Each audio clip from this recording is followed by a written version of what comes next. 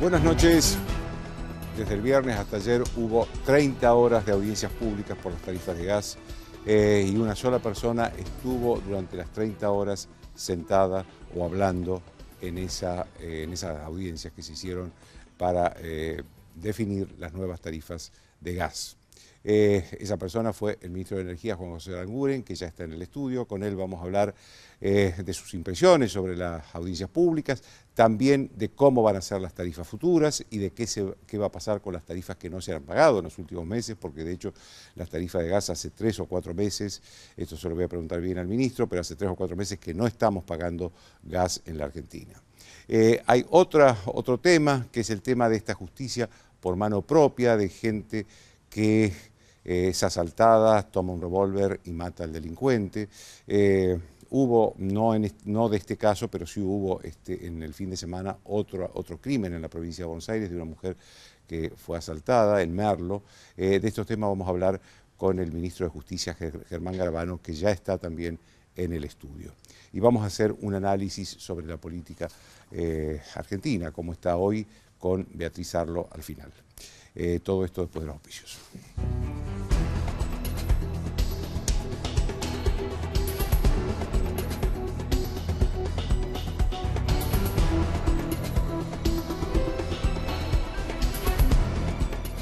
Auspician desde el llano.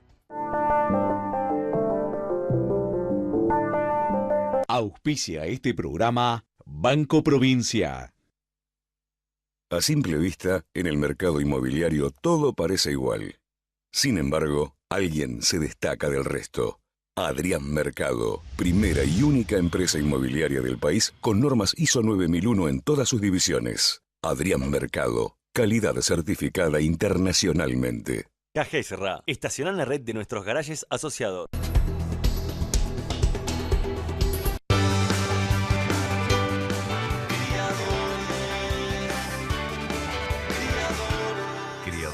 Para los que más saben de perros. Biogénesis Vagó presenta Plan Fronteras, el programa de trabajo para lograr la máxima productividad de su rodeo. Ingresen fronterasproductivas.com. Biogénesis Vagó, la evolución de la salud animal.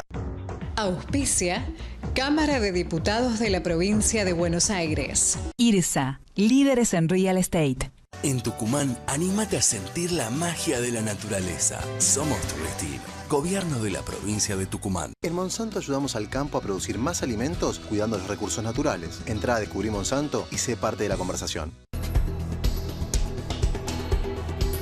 Nueva banca móvil del Ciudad. Bájate la app y disfruta. Banco Ciudad, te quiere ver crecer. Somos el eslabón más fuerte entre la investigación, el desarrollo y lo más importante, la esperanza de cada paciente. Cienza Argentina. La salud es nuestro compromiso. Auspicia este programa Banco Provincia. Hace 65 años que nuestra historia se alimenta de otras historias que nos ayudaron a crecer. Arcor, alimentando momentos mágicos.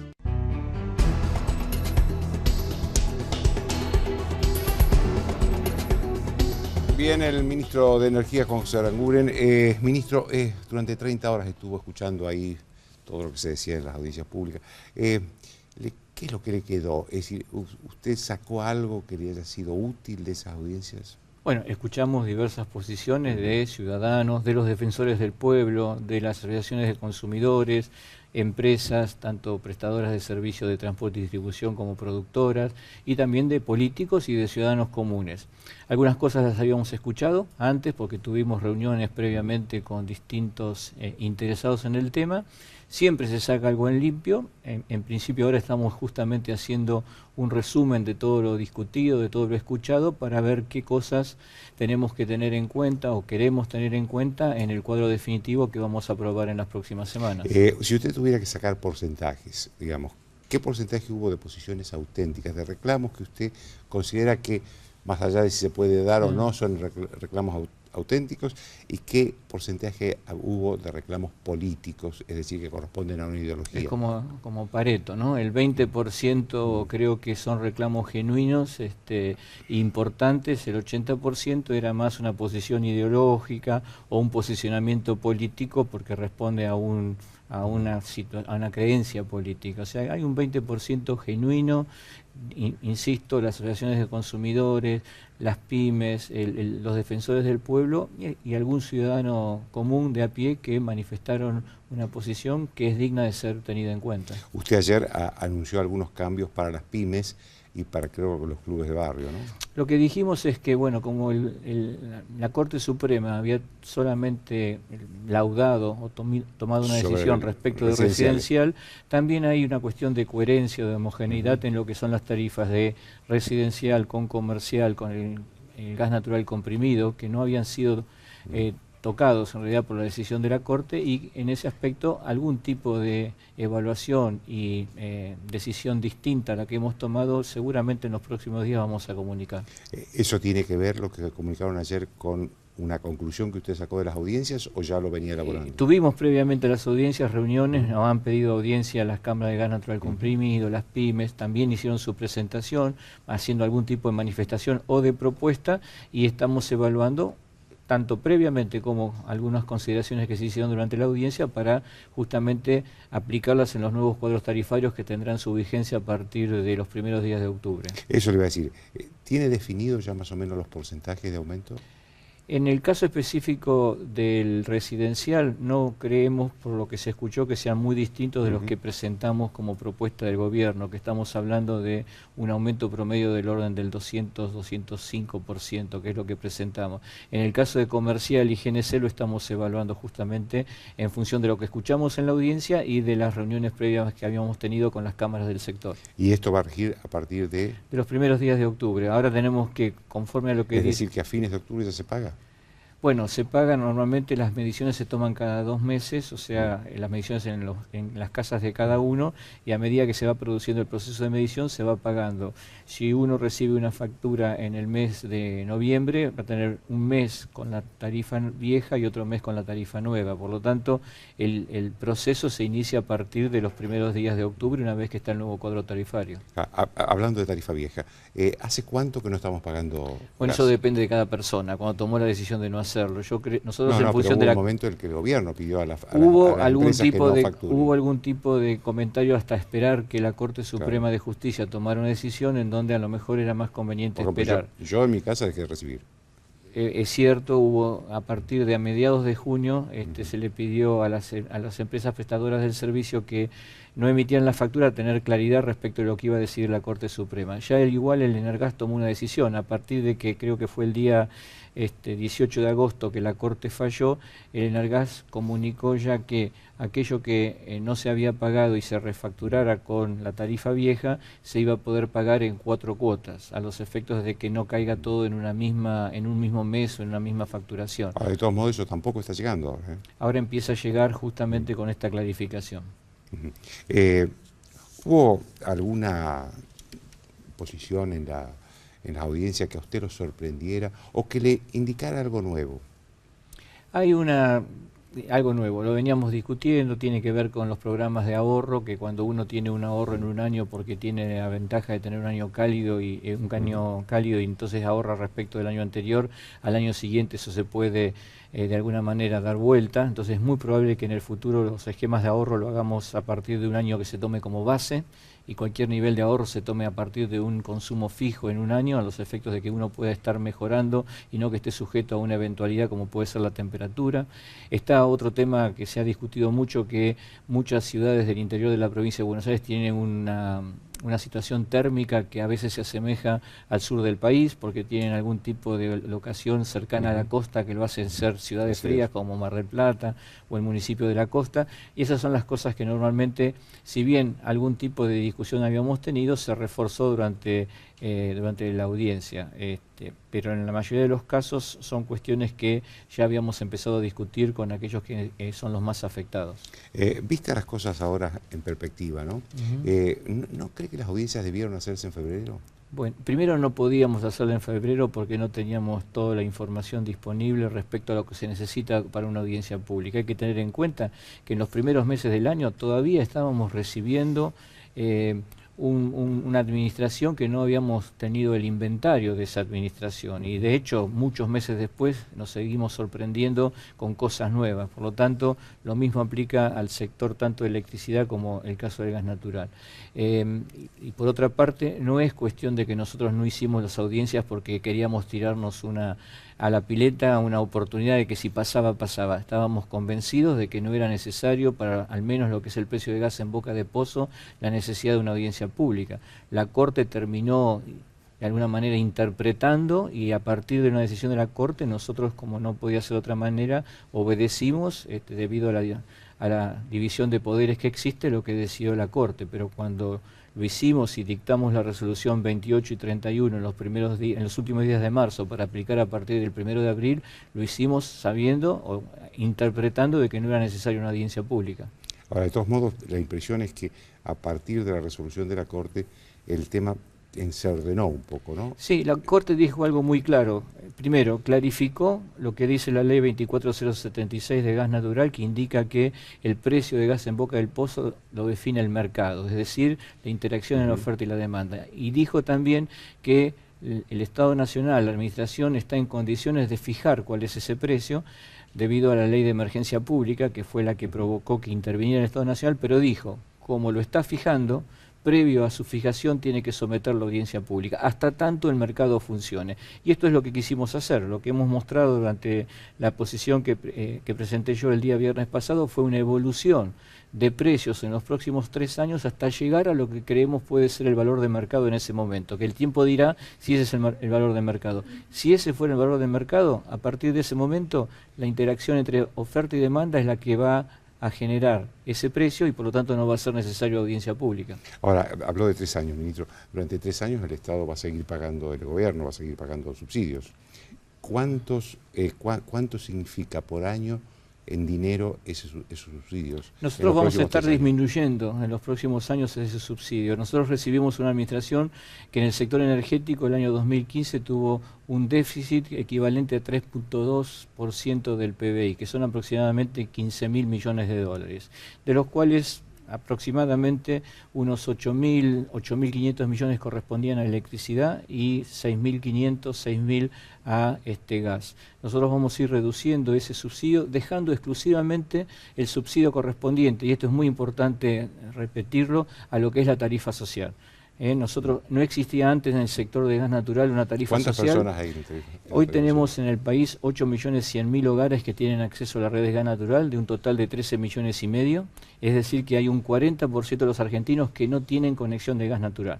Todo lo que estamos haciendo de ir bajando los subsidios y lograr que la tarifa permita recuperar el costo de producción es para que haya más argentinos que tengan acceso a la red de gas natural. Y de los 8.100.000 que tienen acceso, hay 1.550.000, que es aproximadamente un 19-20%, que tienen acceso a lo que es la tarifa social federal, que le permite, siguiendo ciertos criterios de inclusión, acceder a una tarifa que es obviamente muy inferior, que por el gas paga 0 y solamente paga por el transporte y la distribución.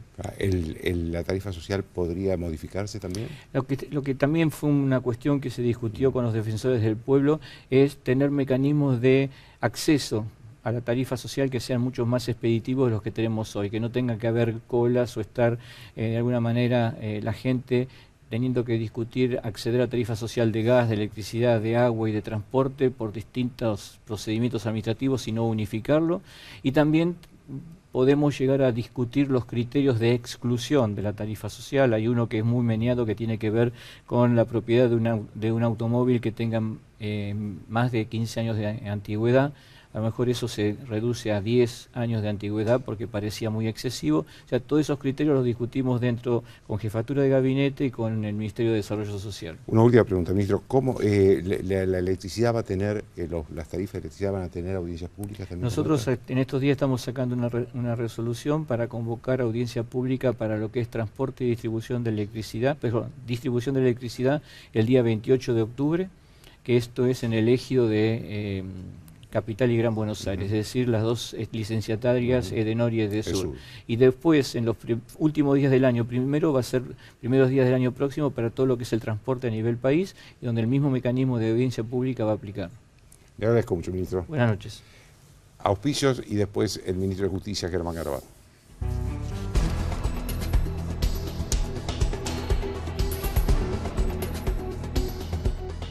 Auspician desde el llano. Qué bueno tenerte. Con Shell Latam Pass, volar está en tus manos. Pedí tu tarjeta en nuestras estaciones y acumula kilómetros para volar o canjear por importantes premios. A nuestra provincia llegaron las obras. Las obras en el Hospital Eva Perón, las obras en el Hospital Gandulfo y en muchos hospitales más. Sigamos haciendo entre todos, porque entre todos podemos más. Buenos Aires Provincia. Un banco presente junto a todos los argentinos. Banco Nación. En la Universidad de Palermo buscamos alumnos originales, con ideas, únicos. Universidad de Palermo, otra forma de estudiar. En Provincia Seguros, nuestro compromiso es con vos. Llama al 0810-222-2444. Consulta con tu asesor de seguros o en nuestras sucursales. Provincia Seguros, una empresa del Grupo Provincia. Grupo Petersen, desde 1920, construyendo el país. Clo-Clo Restaurante, el lugar de siempre. Nuevas experiencias.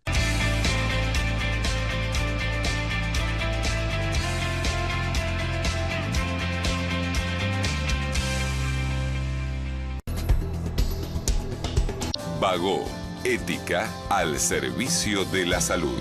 Auspició este programa Banco Provincia. PAMI, 45 años junto a los más grandes.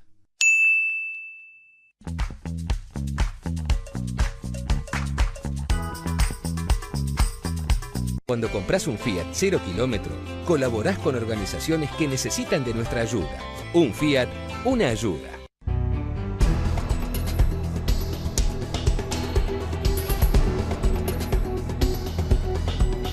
Bien, como les decía el ministro de Justicia, Germán Garabano, ministro, hay una especie de ola de justicia por mano propia, pero la primera pregunta que quiero hacerle es si se puede llamar a esto justicia por mano propia, porque digo yo, generalmente la justicia por mano propia es cuando alguien premeditadamente va a hacer justicia porque se sintió afectado por algo. En este caso me parece más espontáneo y emocional, ¿no?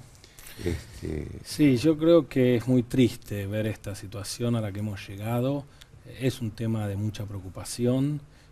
En definitiva, desde nuestro punto de vista, es la ausencia del Estado durante muchos años que lleva de algún modo a decantar esta situación, que como vos señalás, estamos frente a situaciones que con más o menos virulencia responden a agresiones, a robos y a situaciones que no fueron buscadas. Y nos pone en un lugar muy triste como argentinos, como sociedad, porque en definitiva esto lo que indica es que la justicia no está enviando las señales que debería enviar y que al contrario, durante muchos años, durante más de una década, envió señales confusas, señales que parecían más beneficiar a los victimarios que a las víctimas del delito. Cuando decís que no hay señales confusas, te referís seguramente a cierto garantismo, que se le llama garantismo o abolicionismo del Código Penal entre los jueces. Pero por otra parte hay una realidad que es cierta y es que está la puerta giratoria, ¿no? El otro día lo escuchaba el ministro Ritondo decir que el 80% de los que han cometido delitos en la provincia de Buenos Aires habían estado presos y salieron rápidamente. Ahora, ¿quién hace eso? ¿El juez o la ley? Es un mix, digamos, tenemos muchos elementos que llevan yo caracterizo dos grandes elementos. Por un lado, hay definitivamente un tema, si se quiere, ideológico, que tiene que ver con una mirada del derecho penal que genera muchos de estos desequilibrios. Y por otro lado hay un problema que atañe tanto a las fuerzas de seguridad como a la justicia, de cómo reaccionar frente a estos casos y cómo tratar de dar respuestas rápidamente. Lo que muchas veces el Estado no ha hecho por una mirada ideológica y otras veces por ineficacia del sistema es dar esta respuesta. El desafío que nosotros estamos tratando de construir desde este programa Justicia 2020 es con reformas legislativas, con reformas de gestión, con una mirada más cercana a la víctima, es tratar de reconstruir este rol desde el punto de vista de la justicia y tratar de que la justicia envíe estas señales claras que hoy la sociedad reclama en algún punto. Ahora, ¿en qué consistiría esa reforma? ¿En más, digamos, más carga de prisión, de castigo a los... No, en realidad nosotros creemos que el delito es un fenómeno multicausal. Por un lado hay factores que tienen que ver con la desigualdad, que tienen que ver con temas de educación, con temas de droga, donde se está haciendo un abordaje desde el Ministerio de Desarrollo Social. Nosotros hemos constituido el Gabinete de Seguridad Humana, en donde trabaja la ministra Stanley, la ministra Bullrich y yo, y donde tratamos de dar, por un lado, esta mirada social, que va a llevar tiempo, pero la idea es tratar de recomponer esta situación. Por otro lado, tiene que ver con el rol de las fuerzas de seguridad. En esto está trabajando muy fuerte el gobierno, en tratar de que las fuerzas de seguridad recuperen un poco el prestigio, separar a aquellas personas sospechadas y generar unas fuerzas de seguridad mucho más cercanas a la gente y con mucha más capacidad de investigación del delito. Y por otro lado está la justicia, donde las penas en sí mismo no es lo decisivo, sino que realmente la justicia llegue y envíe una señal con resoluciones rápidas de los casos. Nosotros en la Ciudad de Buenos Aires, cuando yo era fiscal general, en 24, 48, 72 horas muchas veces se resolvían los casos de personas que portaban armas, por ejemplo. Ahora se acaba de aprobar la ley de flagrancia, que es una ley que permite a nivel federal que todos estos casos se tramiten más rápidamente. En la provincia de Buenos Aires se está iniciando también, de la mano del ministro Ferrari, una experiencia de este tipo. Entonces, la idea es hacer un abordaje integral y no solo una solución parche ni caer en el facilismo de aumentar las penas o restringir las excarcelaciones. Me parece que es un paquete de cosas que hay que tomar. ¿Y en qué consistiría la reforma legislativa, por ejemplo? Para ir, digamos, la reforma que se mandaría al Congreso. No, el Congreso aprobó ya la semana pasada la ley de flagrancia. La ley de flagrancia lo que permite es que una persona, en el momento de ser detenida, esto es para evitar la puerta giratoria, en el momento de ser detenida por la comisión de un hecho, tenga que ir directamente a sede judicial y está la posibilidad de que esa persona sea condenada rápidamente, en un juicio rápido o un juicio abreviado, como se denomina, y esto es algo que ya se va a implementar en los próximos 15 días en lo que es la justicia nacional. Entonces ya eso es una medida concreta frente a este tipo de situaciones. Y en paralelo estamos enviando además la reforma del Código Procesal Penal, que apunta, por un lado, a establecer, que tanto se discutió en estos días, los criterios de la prisión preventiva, cuando una persona tiene que permanecer detenida o recuperar la libertad en relación a la comisión de un hecho, en donde se establecen pautas objetivas para establecer qué es peligro de fuga, tanto se ha hablado en estos días, y qué es obstruir a la justicia o entorpecer la investigación. Y además se establece otro tema que para nosotros es muy importante, que muchas veces la justicia impone penas, aún penas muy severas, y esas penas hasta que no quedan firmes nunca se empiezan a cumplir. Y la persona sigue en libertad, y lo que se está intentando es que cuando sean penas de cumplimiento efectivo, esas penas se cumplan desde el mismo momento en que son sancionadas. Además se está trabajando la ley penitenciaria para que las víctimas puedan tener una intervención y los jueces tengan más controles a la hora de otorgar salidas anticipadas, como establece la ley. Dígame, los casos conocidos, que hemos conocido en los últimos días, el carnicero, antes el médico, ¿no podrían llevar a un efecto contagio y que la gente salga a comprar armas? Yo desaconsejo enfáticamente. Nosotros continuamos con un programa que está para ser votado en la Cámara de Diputados de desarme. El Registro Nacional de Armas, que ahora se llama ANMAC, sigue con un programa de desarme y de destrucción de armas. Yo entregué armas que tenía personalmente en su momento al plan de desarme. Yo creo que las armas no son el camino. La mayor cantidad de muertos que tenemos en nuestra sociedad no naturales tienen que ver con accidentes de tránsito y armas de fuego. Hay que eliminar las armas de fuego lo más que se pueda de una sociedad, con lo cual desaconsejamos este camino. Lo mismo que tomar reacción frente al delito. Uno no puede prever, digamos, cuál es la situación o cómo va a reaccionar frente a una situación límite, pero me parece que ese no es el camino es tener un Estado presente y una justicia que dé respuesta frente a la comisión del delito. Pero es difícil decirle eso a la gente, ministro, cuando sucedió lo de que sucedió este fin de semana en Merlo, ¿no? Donde un señor que entregó todo lo que tenía, a la esposa le mataron a puñaladas, ¿no?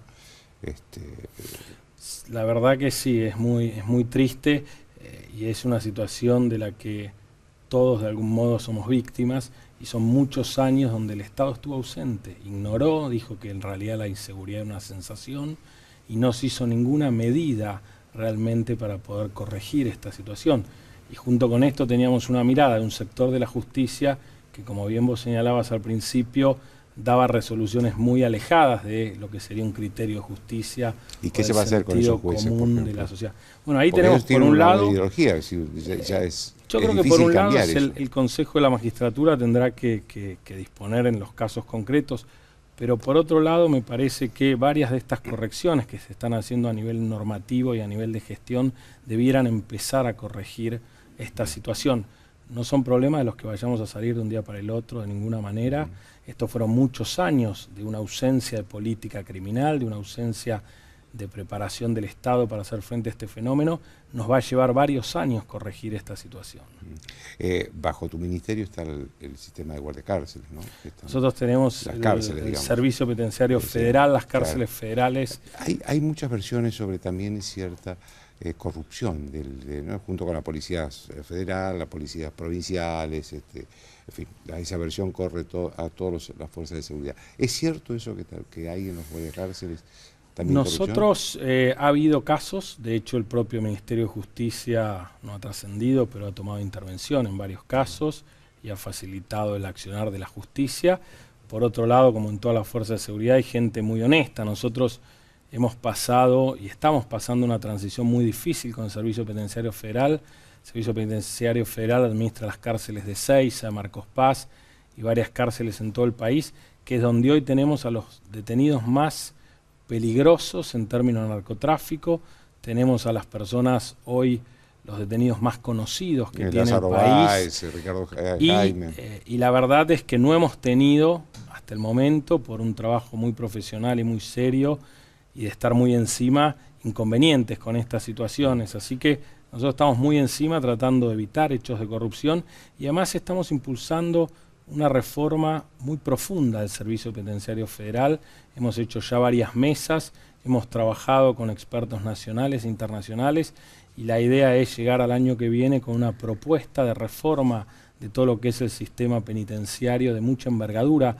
Hemos dado los primeros pasos para construir una cárcel federal en Jujuy, en la localidad de Yuto. Estamos trabajando para construir otra en la provincia de Córdoba. Se están haciendo realmente en estos meses, se han hecho avances muy significativos que esperemos corregir también una situación muy crítica, que es la del servicio penitenciario, donde las cárceles hasta ahora eran lugares donde además de esta cuestión de corrupción también había pocas expectativas en torno a que esas personas que salían de la cárcel pudieran realmente reubicarse socialmente y no volver a caer en el delito. Nosotros hemos fijado ahora como meta trabajar y la evaluación que se hace del servicio penitenciario tiene que ver con que las personas no vuelvan a reingresar a una cárcel. No se está trabajando ya sobre metas y objetivos bien concretos, haciendo un trabajo muy fuerte, un trabajo social además muy fuerte. Si entiendo bien, que una persona no vuelva a la cárcel sería también obra o producto del trabajo que haga el servicio penitenciario. Es central. Nosotros estamos trabajando no solo en las cárceles, sino que estamos trabajando también con mecanismos hoy modernos de vigilancia electrónica para arrestos domiciliarios, donde se trabaja con asistentes sociales, con trabajadores, que se intenta reubicar a estas personas socialmente, sobre todo aquellos que han cometido los delitos menos graves, para que vuelvan a la sociedad. En este sentido, una experiencia muy valiosa que en estos días ha sido muy difundida de los espartanos, este grupo que juega al rugby en las cárceles y que genera bajísimos niveles de reingreso de las personas que participan de esta experiencia. Entonces me parece que es importante, las cárceles siempre es un lugar que no miramos, es un lugar que ignoramos, pero es muy importante porque si no solucionamos también eso, esto termina siendo lamentablemente un círculo vicioso donde las mismas personas que van a la cárcel en algún momento salen y vuelven a cometer un delito, y eso hay que cortarlo de raíz. Ministro, un tema distinto. Hoy leía declaraciones de la diputada Graciela Camaño que decía que el cargo de Procurador General de la Nación, que en este caso es una procuradora, Alejandra Quilcarbó, debería tener un plazo y no ser vitalicio. ¿Usted qué opina de eso? Sí, nosotros compartimos plenamente esta mirada. Hemos impulsado un proyecto de ley que se está discutiendo en la Cámara de Diputados en ese sentido, y nosotros estimamos que debe ser aprobado este proyecto de ley, fijar un plazo en Córdoba, en Salta, en la Ciudad de Buenos Aires, prácticamente en todo el país y en toda la región, los fiscales generales o procuradores generales tienen un plazo establecido. Una última pregunta. ¿Cómo quedó la relación del gobierno con la Corte Suprema después de los fallos sobre el gas y la electricidad? No, la relación, la verdad que en términos institucionales siempre ha sido y sigue siendo muy buena. Podemos tener diferencias, podemos tener matices, pero la decisión del gobierno es respetar los fallos. Así se hizo con el fallo del gas, que parecía adverso, así se hizo con el fallo de la electricidad, que parecía favorable. Estamos en un juego institucional nuevo. Yo creo que es muy valioso para poder crecer como país, ¿no? Para poder respetar las instituciones y poder progresar como sociedad, que es respetar los roles de cada uno de los poderes, más allá de las diferencias, y construir sobre esas diferencias. Le agradezco mucho, Miguel. No, gracias, es muy amable. Una pausa.